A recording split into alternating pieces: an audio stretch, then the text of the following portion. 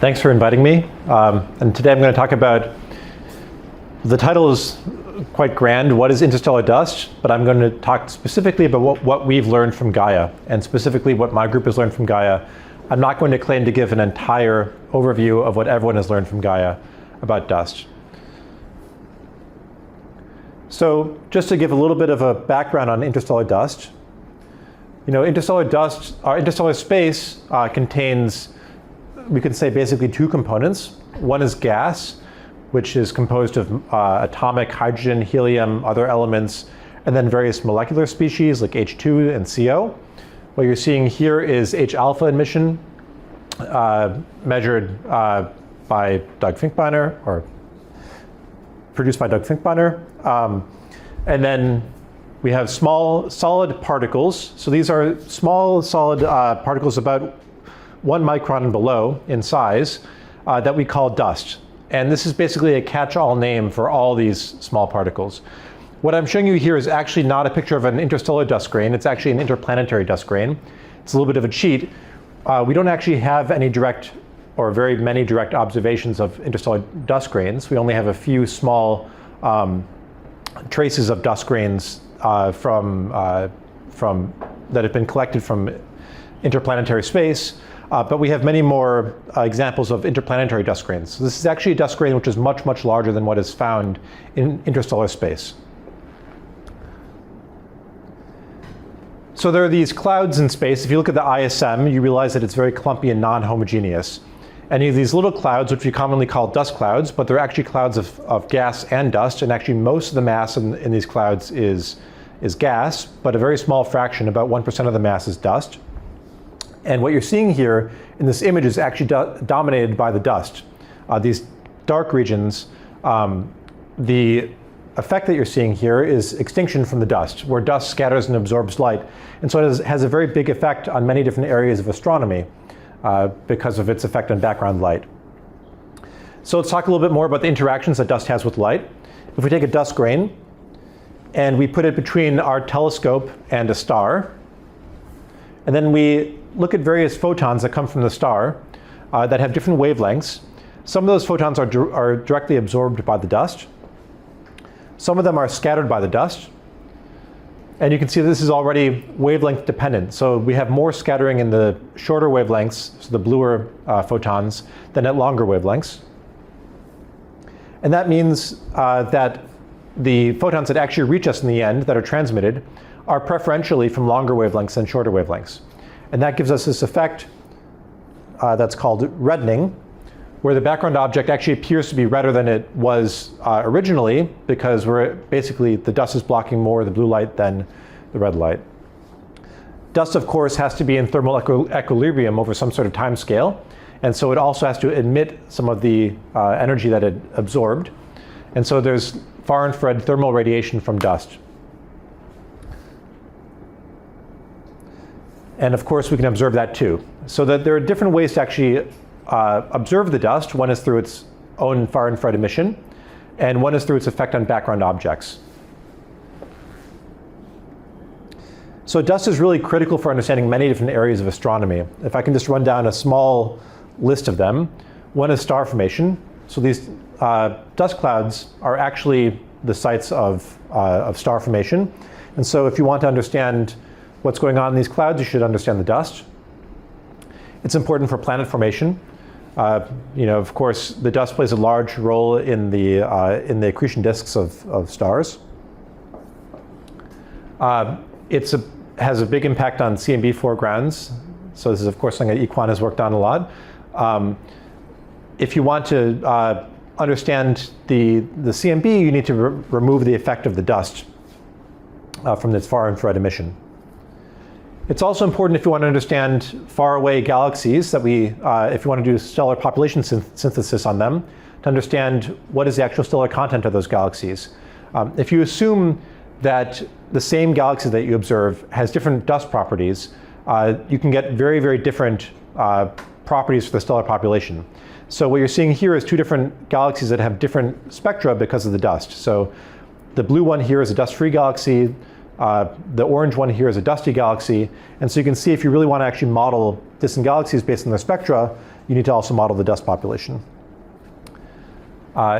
It impacts measurements of large-scale structure because it affects what galaxies we can see and what the average colors of galaxies are. And it, of course, plays a major role in the chemistry of the ISM. So dust is in many different areas either a nuisance, for example, in large-scale structure or CMB foregrounds, or something that's interesting to study in itself, for example, in the ISM, planet formation, and star formation. But even though dust is so important to many different areas of astronomy, there's a lot that we don't know about it yet. Just to run down a small list, what is the exact chemical composition of the dust? There are still many open questions there. Many different models are competing to explain the dust. How do dust properties vary across our galaxy? How do these properties depend on the environments that the dust grains find themselves in? And how does dust evolve over time? So there is some information about these things that is known, but there's still a lot of uncertainty. Just to give one example, we have a rough idea of what elements go into the dust. And we know approximately how that varies as a function of the total density of the gas. So in less dense regions, we know something about the abundance, and then how that varies as you increase the density of the gas, how the relative abundance of these different elements is changing. And just to compare that, these are a few different species of molecules, or these are a few different types of solids that you could have, and you can see the relative abundance. And so dust has to be some combination of different types of materials that end up having these different ratios of elemental abundances. But we still don't know what the exact composition of the dust is in terms of what its chemical formula is and what the distribution of different types of grains is. So there are a couple different ways that we can actually try to map the dust. And one is from far infrared emission. So what you're seeing here is 25, 60, and 100 micron emission from the dust. And you can use this to try to actually try to model the far infrared emission as some sort of modified black body. So we have, as a function of frequency, different measurements of the emission from the dust. And then we can take different models that have different temperatures, and then this parameter beta, which describes basically how efficient the dust is at radiating at long wavelengths that are much larger than the grain size. So we're saying that the dust emission is basically some black body that's modified by this cutoff based on the fact that the dust grains have some finite size, and then the dust has some column density. And we fit that model to this, and then we say that the dust column density can be calibrated to be proportional to the extinction. And so we turn this dust column density in the far infrared into, or this optical depth, into an extinction measurement in the optical. And so then you get maps like this. This is the very well-known Schlegel, Finkbeiner, and Davis map from 1998. And this gives you everywhere in the sky, only in 2 dimensions, the total integrated amount of dust. Of course, these maps have some shortcomings. One of the most obvious ones that I just mentioned is that they're 2D. So we don't know how far away any of the dust is in this picture. They're based on emission in the far infrared, but we're using them to correct extinction in the optical. So maybe that connection between far infrared emission and optical extinction, maybe that varies over the sky, maybe that's not very well calibrated. They make assumptions about the dust temperature and emissivity and how those vary with frequency, and maybe those models are not exactly correct. And they all have all kinds of different contamination factors. So they have cosmic infrared background, zodiacal light from inside the solar system, external galaxies, and many other different types of contamination. So what we want is a better map that's 3D and based on extinction, which is what we're actually using the dust maps to correct for. So how do we do that? So we can imagine that we're going to now try to map dust in 3D with stars. So imagine this is the sun, and we're surrounded by different stars. And all these stars have different amounts of extinction. And so let's say there's a dust cloud here. All the stars behind it will appear a little bit redder. And then we take just one sight line, and we're going to try to measure the dust as a function of distance. So just along this one sightline along the sky, how is the extinction changing with distance? And you can do this essentially by looking at the colors of stars and how they change with distance. But what makes this more complicated is the fact that all the stars have different intrinsic colors. So we have stars that are different temperatures along the line of sight. And so faraway stars that are behind the dust that have a very high temperature will still appear somewhat blue. And nearby stars that are very low temperature will still appear somewhat red. And so we have to disentangle these two different effects, that you have that the stars are behind different amounts of dust and that they have different intrinsic colors. And so that's what I'm going to show now. So we take one line of sight with some stars in it, and we're going to try to measure as a function of distance the amount of extinction, or the amount of dust. And so we first select one star, and using all the information that we have about that star, let's say its spectrum or photometry or maybe a Gaia parallax, we measure its distance in extinction. And actually what we measure is some probability density function. So we don't get an exact estimate of the distance and the extinction, but we have some probability of where that star could be in distance and extinction space. Then we take the next star, and we take the next star, and we keep on going. And eventually we have every star in this field, we have its probability density function of distance and extinction. And you can already see a trend here. And we find the curve of extinction versus distance that's consistent with all the stars. And actually we do this in a probabilistic way. So we get many different curves, each with a different probability, that represent the possible relations between distance and extinction along this line of sight.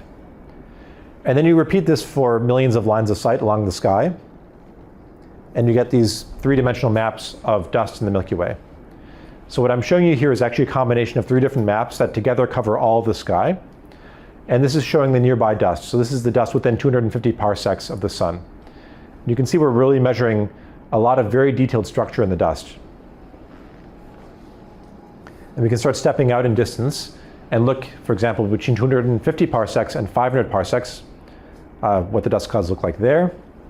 And so you can see, for example, in this distance slice, the whole Orion complex is standing out really nicely, as is Perseus in California.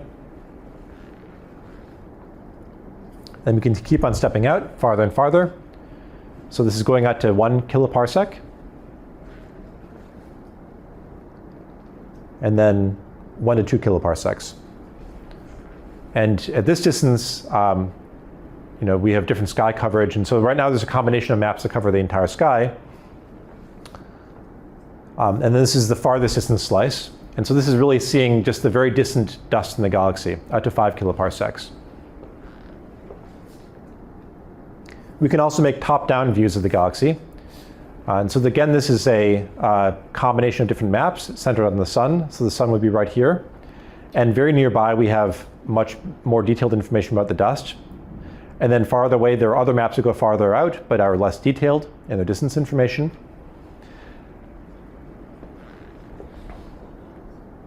And we can also look at this in 3D by taking a virtual camera and moving it around the sun. So this is taking a virtual camera and orbiting the sun while looking towards a galactic anticenter. And so you can really see just sort of visually how far away the dust is from this video. This here is the whole Orion complex. This is Perseus down here. Taurus is here. And then farther away you see all the clouds in the galactic midplane.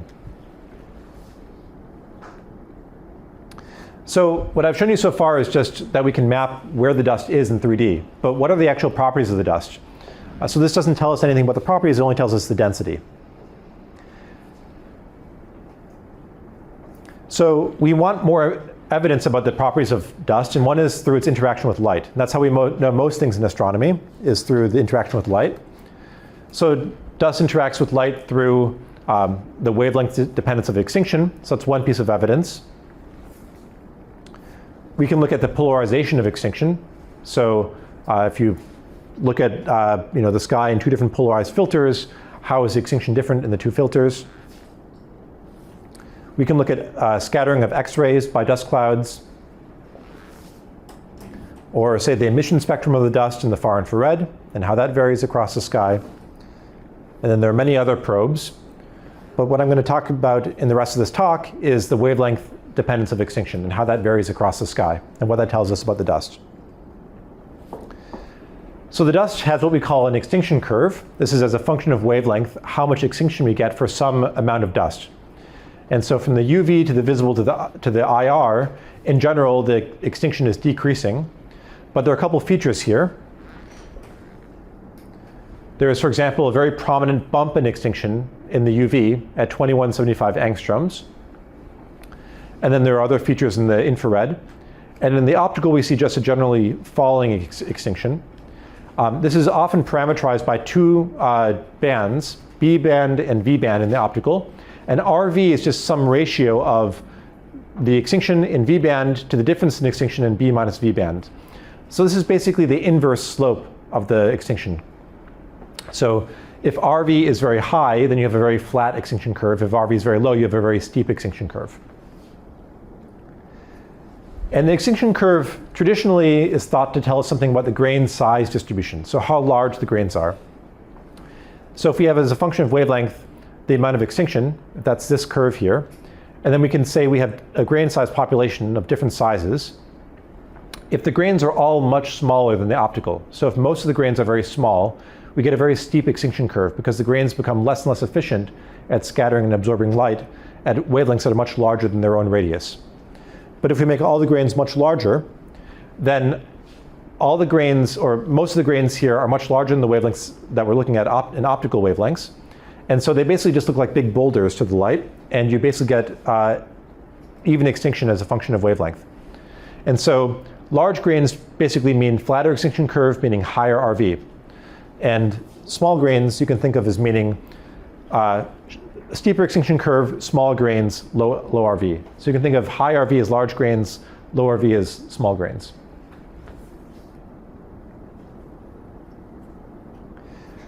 So we're going to use this extinction curve to determine something about the properties of dust.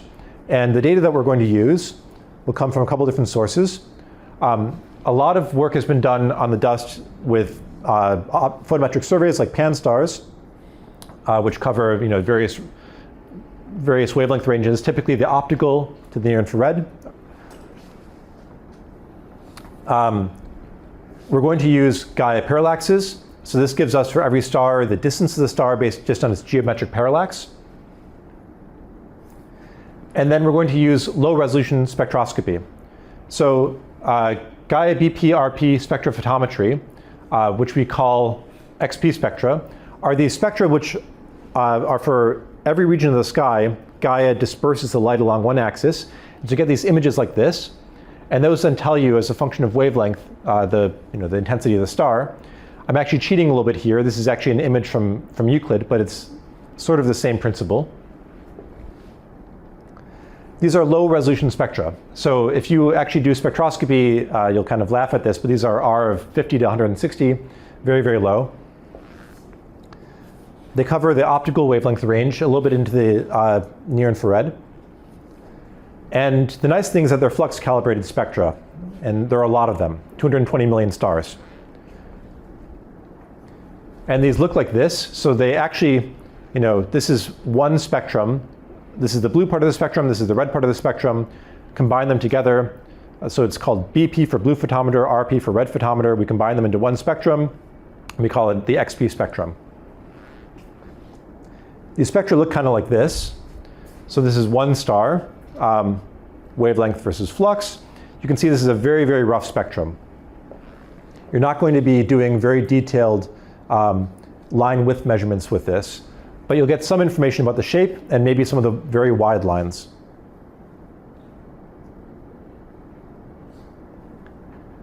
So we're going to use this type of data to measure the dust extinction curve.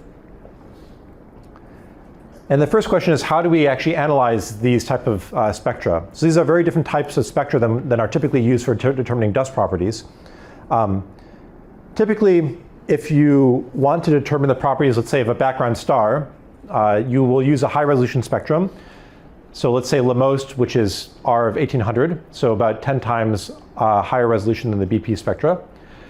And you look at the lines, in the spectrum to determine the effective temperature, metallicity, and log gravity of the star. And you might then try to turn this into a model of BP spectra by just looking at a bunch of BP spectra that are cross-matched with LaMost and using supervised learning to guess the labels, basically, with some sort of black box, using LaMost as the ground truth.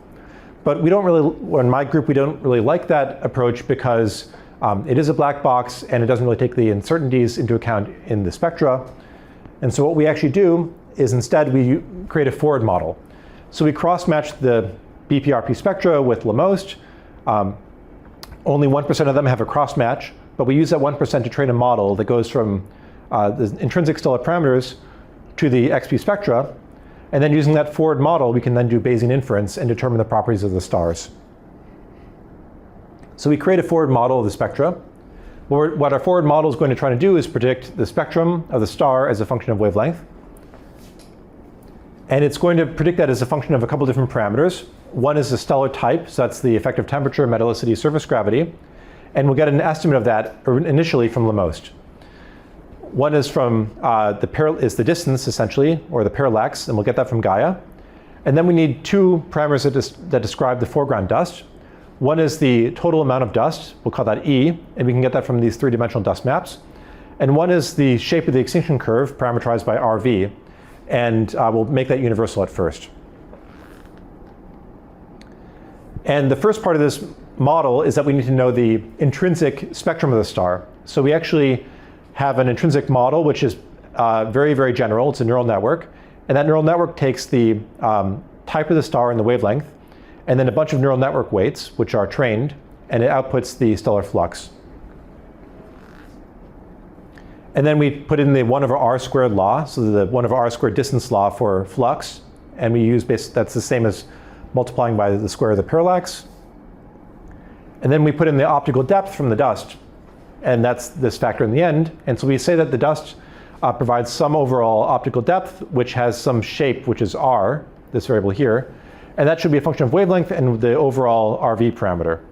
So this is our forward model. And you can see that we've already structured it, actually, in a way which respects the physics of the problem. So we know that there's an intrinsic stellar model. We know that there's a 1/r squared law. We know that there's an optical depth that depends on the shape of the extinction curve.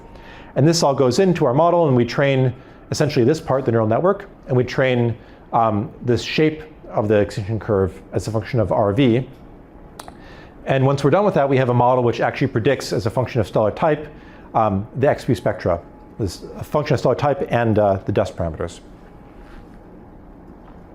So we train our model on 2.4 million stars simultaneously. So we're learning both the model parameters and the stellar parameters. And we end up with our learned models of Gaia XP spectra. So this is showing you the intrinsic model that we learned. And as a function of effective temperature for main sequence solar metallicity stars. And you can already see that there are various features that you would expect. For example, the model has learned about the locations of the Balmer and Paschen series and how they vary with temperature. So you can see that the hydrogen lines are getting stronger as we go to higher temperature, as expected. The metallicity dependence is also, as you would expect, the metal lines are getting are getting stronger as you go to lower temperature.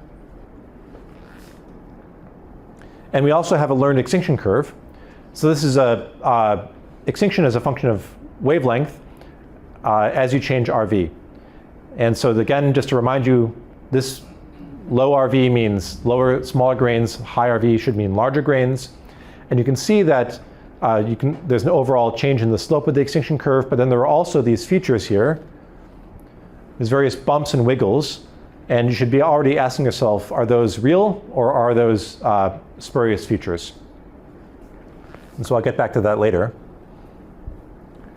So we now apply our model that we've learned. We've learned a model of the stars and of the dust, and that's based on only 1% of the stars that have a LaMost cross-match. And now we're going to apply it to the rest of the 99% of stars that don't have a LaMost cross-match to get parameters for the rest of the stars.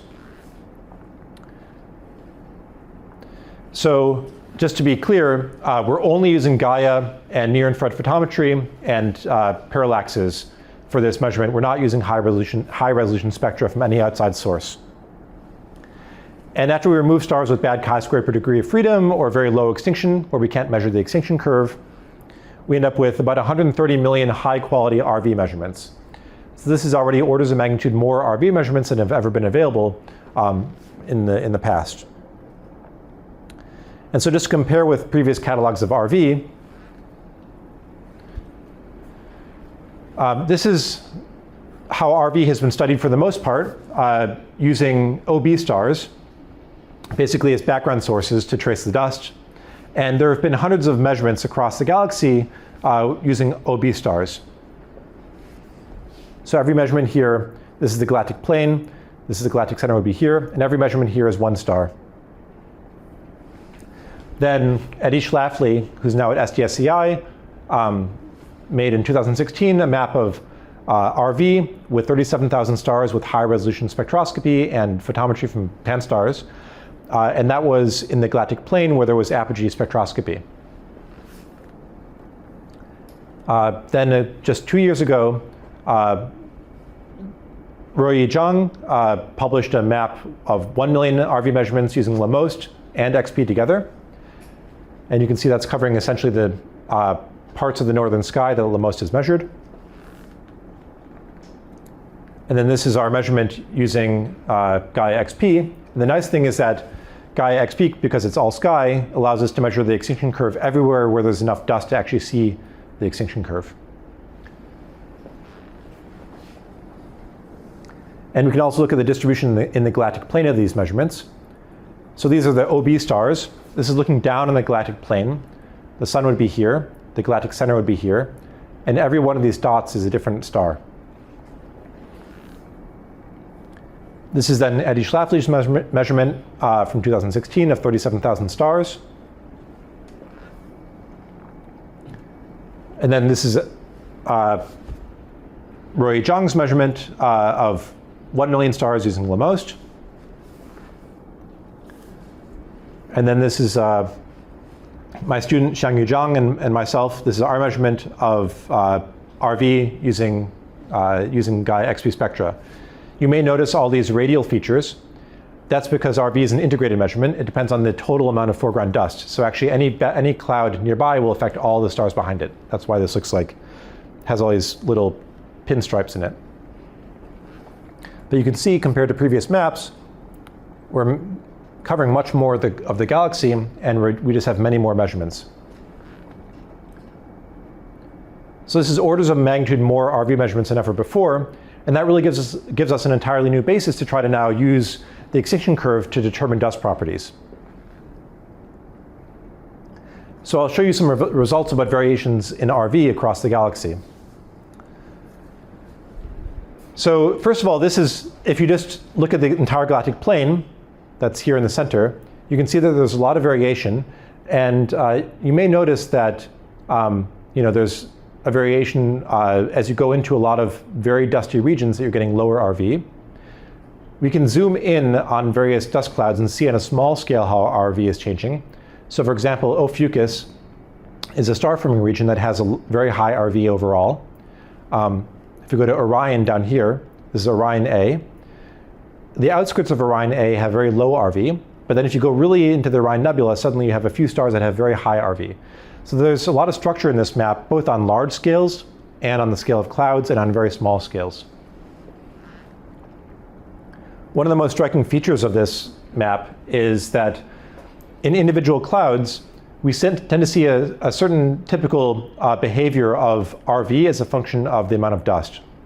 So you can see in Perseus, for example, RV is tending to decrease as you go into the cloud. So on the x-axis here is the total amount of dust along a sightline, and RV is tending to decrease at higher extinction before it then turns around and increases again.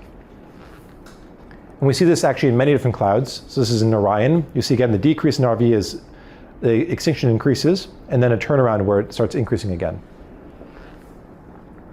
And we see this as well in Taurus and in many other clouds. And this is sort of a U-shaped trend. So there's some extinction in which you have a minimum RV. And this is really unexpected because previously we'd expected as you go deeper into a cloud, you should get larger and larger grains. So the grains should be coagulating and growing in the clouds. And so you should get a monotonically increasing RV as the dust grains are getting larger and larger. So this decrease at low extinction was actually unexpected beforehand. We can also look at RV in the galactic plane. So this is a top-down view. Because we have a we have stars throughout the galaxy, we can actually make a three-dimensional map of RV. So this is showing you here just the contours are where there's a lot of dust. So this is the dust extinction.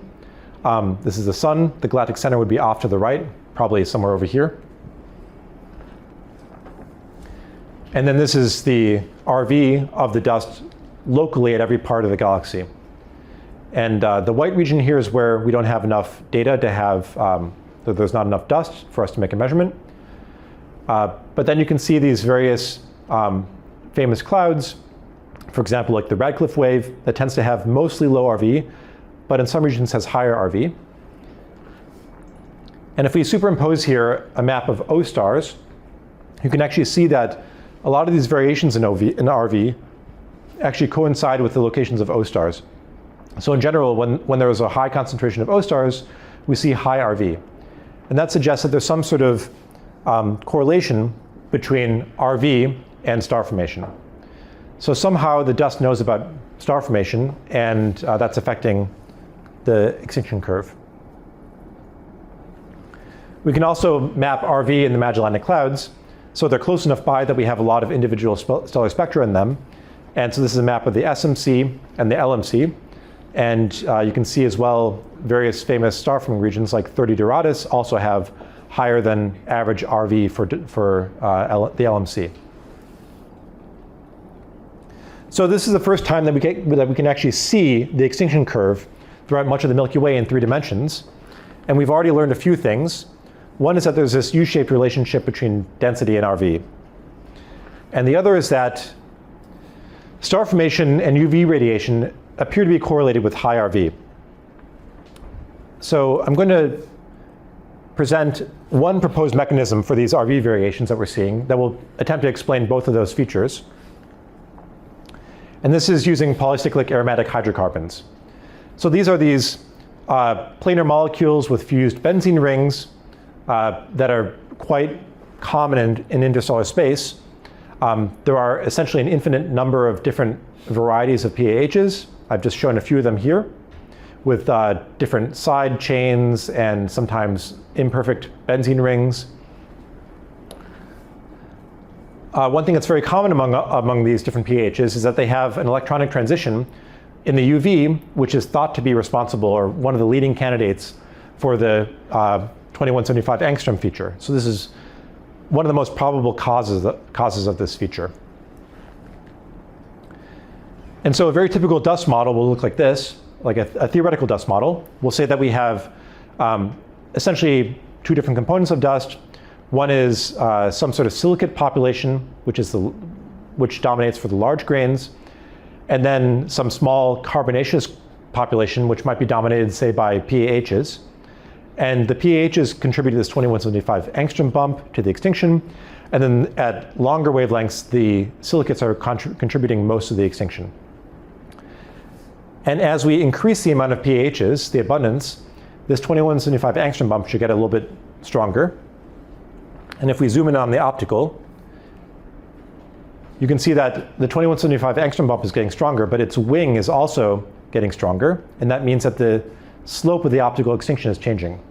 And so you can actually change PAHs by only a factor of 2 and get a quite large change in RV.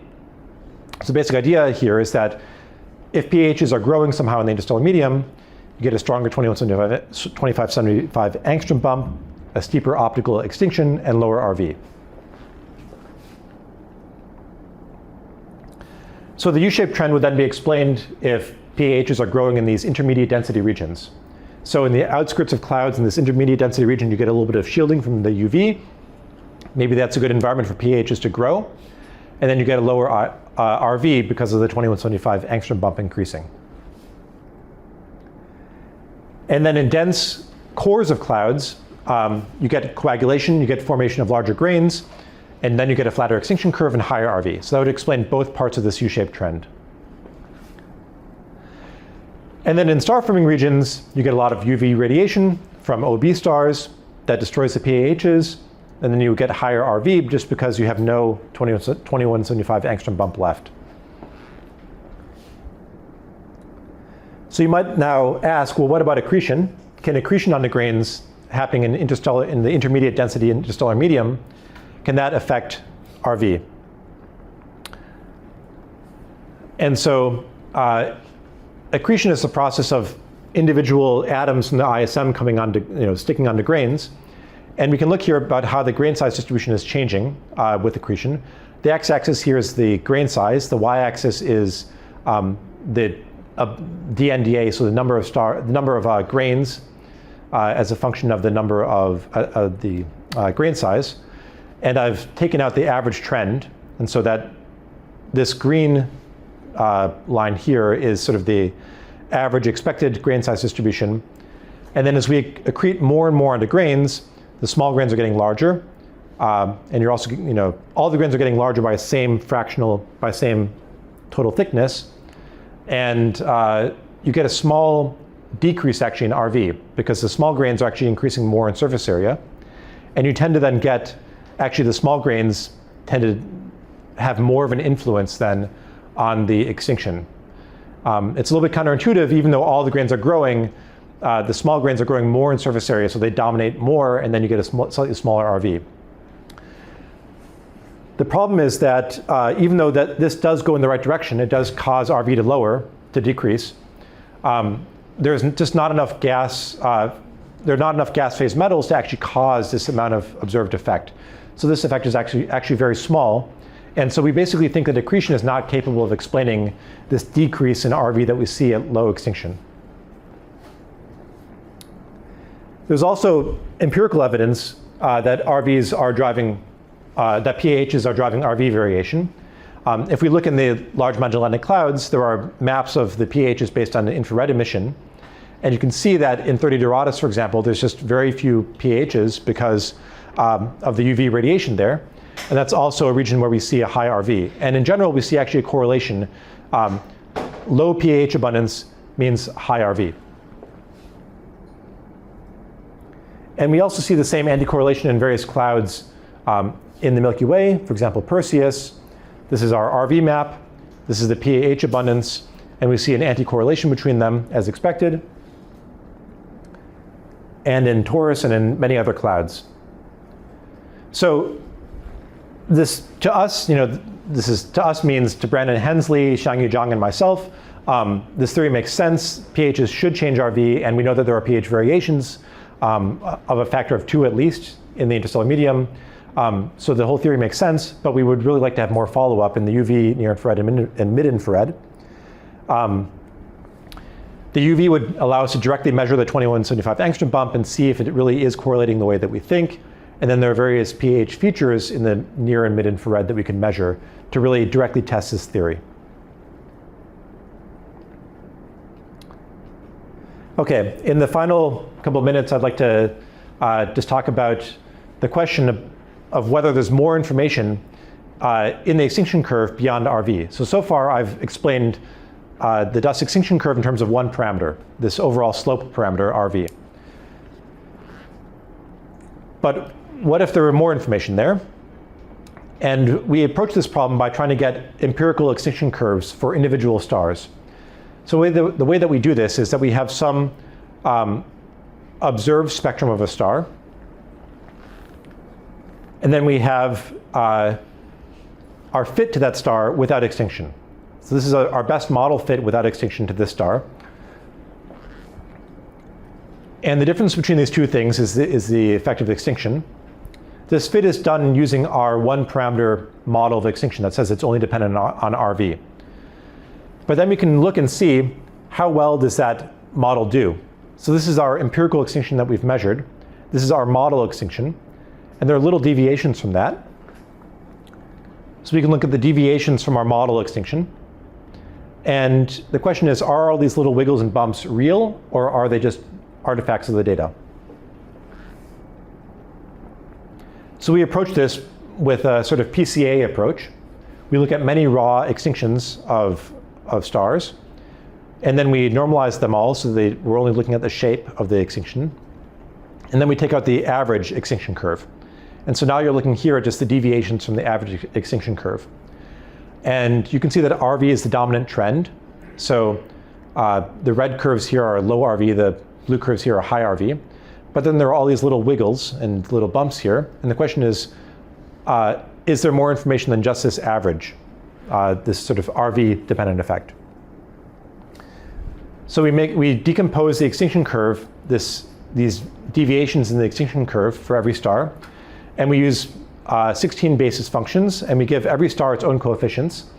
So these are universal basis functions, which should explain the shape of all the extinction curves. And then every star has its own 16 components. And once we do this across the entire sky, we get different components. So this is the lowest order component here. This is the first higher order component. So what we can see for every component is its wavelength dependence. So as a function of wavelength, how is the extinction changing as we increase this component? So this lowest order component is actually just RV. It's making it so we have less extinction at short wavelengths, more extinction at long wavelengths. So it's changing the overall slope of the extinction curve. And this map here is then the strength of that component across the sky. And that's basically an RV map. But then we have these higher order components. And so I'm calling this G1. And this has some more complicated shape. And this is its strength across the sky. And we can look at even higher order components. And so this is the second and third higher order components, and they have different sky maps. In general, if we look at the low order components, so the lowest 4 order components, so this is RV and then 3 higher order components, they tend to look dust-like, by which I mean you see cloud-like features, filament-like features. You don't see a lot of Gaia systematics. If we look at the higher order features, they look very much like Gaia systematics, like the Gaia scanning pattern. So Gaia scans the sky in these wide arcs, and so you can see these big arcs in these higher order features. And you also see these little checkerboard patterns, which are very common in the Gaia systematics. So our overall interpretation of this is that essentially what we're measuring here is in the low orders real dust variation, and in the high orders something about the Gaia systematics.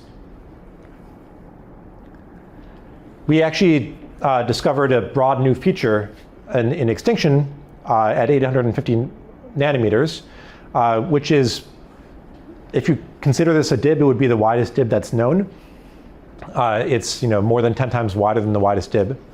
And we also confirmed this previously discovered feature at 770 nanometers, which was discovered by Mais Apollinaise in 2021.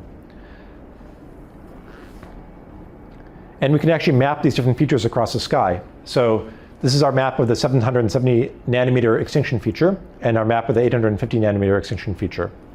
And you can actually see there's a lot of very complicated structure here, which we should be able to correlate with different dust properties. All of these features are of unknown origin right now. So all these higher order features and these 2 discrete extinction features at 770 and 850 nanometers, we don't know what the chemical carriers of them are. But we know how they vary across the sky, so it should be possible to do a lot of follow-up work and to see how these vary with environment. We have already done a little bit of follow-up work. So this is something that I've done with Andrew Sagery at Princeton. And we basically looked at how these higher order terms in the extinction curve how they vary with diffuse interstellar bands. And what we found is that actually there is a correlation with diffuse interstellar bands. And not only does the overall strength of the DIBs change with these features, actually the shape of the DIBs also changes with these features. So the DIBs, some of the DIBs become wider as these features become stronger. So there's some sort of correlated chemical changes happening in the ISM that are changing both the DIBs and whatever the carriers are of these as of yet unknown features. So getting back to the original question, what have we learned about dust from Gaia? I can say we still don't know its detailed composition, but we are now able to map how the extinction curve changes throughout the galaxy. And we've come up with some ideas about how this extinction curve is probably being driven by PAHs. And so we think a significant fraction of total RV variation comes from PAHs. And we've also learned that the optical extinction curve depends on more than just 1 degree of freedom. So there's more than just RV. There are at least 3 higher order degrees of freedom.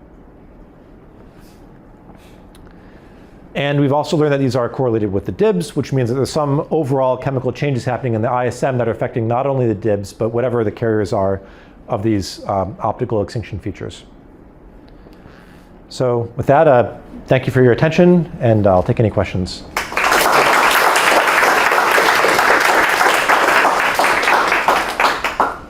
Questions for Gregory? So the next a couple of quick questions. One is, what is the typical angular resolution of the night spectral MPIA? So Average over. you mean the RV maps or the higher order maps? So we made these maps actually at several different resolutions, going up to 250, n side of 256, which is, I think, something like 13 arc minutes, if I remember correctly. Yeah. The second question is the correlation between the RV variation and the pH. So as you said, RV is integrated along the 4 mile side. So Yeah. the whole depth of the pH, if you trace it from emission, I guess it's more on the surface layer because it requires some excitation. So how does that work?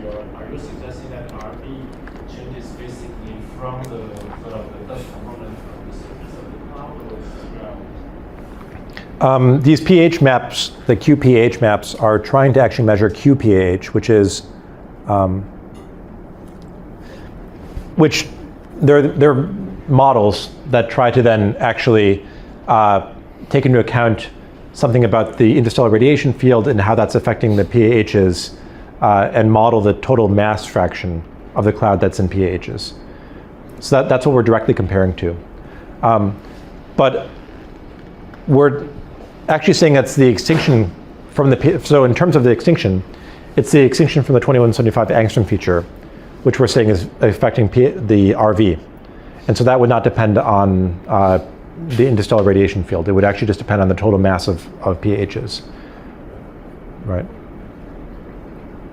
The emission is very dependent on the ISRF, but the extinction should be less dependent, or not dependent at all. So I guess the RV change is not uniform throughout the mass. Yeah. So that's why for these individual clouds, we tried to look at clouds which are relatively isolated. So Perseus, for example, is at relatively high galactic latitude. So there's not very much background and foreground material. And the same with, same with Orion, is fairly far below the galactic plane. And so we tried to look at individual clouds that are high or high above the galactic plane for this test. We also have 3D, so we can also isolate clouds in 3D. Have you compared with the WISE 12 micron PAH emission? So a lot of these QPH measurements are based on WISE. So let's see. Yeah, so these QPH measurements are based on WISE. And there you run into various WISE systematic features, which is why we would ideally like JWST follow-up to actually be able to get less systematics dependent measurements of QPH. Other questions? Yeah. Thank you for the nice talk. I have a question about how you derive the 3+ map. I heard another method, instead of doing the probability distribution, another group focused on just one type of star, for example, the red cloud, and study their rendering to build the dust 3D distribution. Could you comment on the advantages and disadvantages between your method and theirs? Yeah, so if you focus on one type of star, then the red clumps are used because you know their distances fairly well. And so there you can get distances beyond what Gaia, for example, could give you. Like Gaia parallaxes might run out at a certain distance, but if you see a red clump star, you basically know its distance. So you can probe dust farther away. You just have less signal to noise though, because you're looking at fewer stars. You're looking at a subset of the stars. So that's the disadvantage of doing it. I mean, for all stars, you will have some probability density. You know, you don't know its exact distance and exact extinction. But you can try to take a subset, and it's a signal to noise versus, signal to noise resolution trade-off, sort of.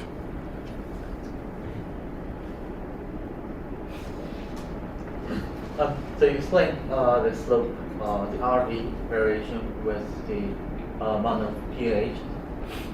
So are you saying that the grain size distribution, excluding PAH, is roughly constant? Is that the interpretation? No, we're not saying that the grain size distribution has no effect. It should have an effect as well on top of the PAHs. So we're looking at individual clouds, and especially at the intermediate density regions of these clouds. So where we think that accretion will modify the grain size distribution slightly in that region, but it's still too low density for coagulation to have a significant effect.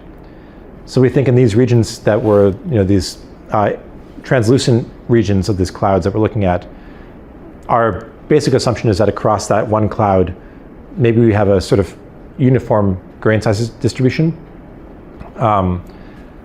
and that then most of the variations that we're seeing are probably due to the PAHs. But what's from the corresponding volume density compared with that range? But when you say translucent cloud, what's the typical densities? Gas density. I think it's something like 100 per centimeter cubed, I think, something like that. Okay. But in terms of EB minus V, it's something like out to like 0.5 mags, something like that. Okay. Thank you. Any other questions?